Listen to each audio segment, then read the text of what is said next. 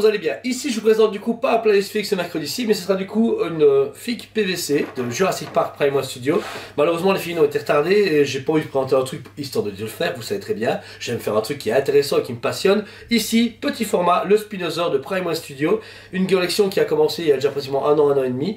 Et auparavant il y avait trois premières, on avait T-Rex, Triceratops et Brachiosaur, qui font partie de la vague numéro 1, et après, vague numéro 2, on a eu un T-Rex 2.0, un Carnosaur, Blue, donc le Blue en petit format, Spinosaur, et vont arriver prochainement Delta, Echo, Charlie, et plein d'autres. Donc voici ici le Spinosaur, une créature vraiment mythique des gens qui ont connu ça dans les années 90, forcément au début 2000, parce que c'est un des dinosaures les plus mythiques de Jurassic Park, en tout cas du 3. Et je trouve qu'il est merveilleux. J'ai acheté le grand format, pas le petit. Une fois qu'on a un tout gros, bah, je pense que là c'est bien. Mais le tout gros est dispo, si vous êtes intéressé. On vient de le récupérer récemment.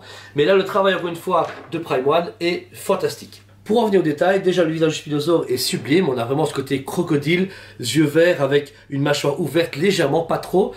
On a vraiment l'imposition habituelle qu'on a dans les produits dérivés, mais je trouve déjà qu'ils ont donné une couleur très accurate au film, avec ce côté plus clair au niveau du museau et plus foncé au niveau du corps. Donc les écailles bien faites, la collerette magnifique, il y a vraiment ce côté orangé.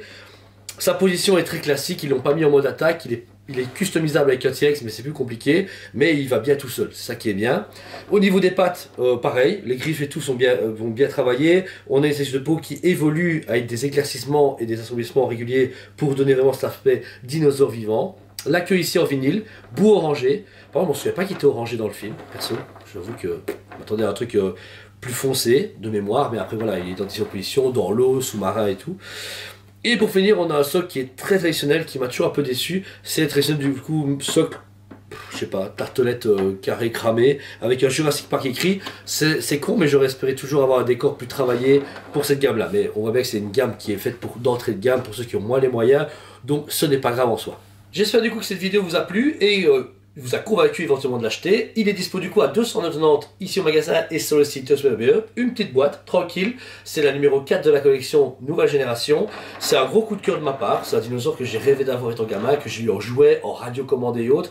Et donc du coup l'avoir ici en miniature, ça me fait plaisir. Mais comme je vous disais, je passe mon tour puisque j'ai le gros format. Mais pour les fans de figurines, de plus jouets, etc. ou même une petite statuette abordable et surtout casable, je vous la cause de suite. Voilà, encore une fois, je vous aime beaucoup et je vous dis à très bientôt.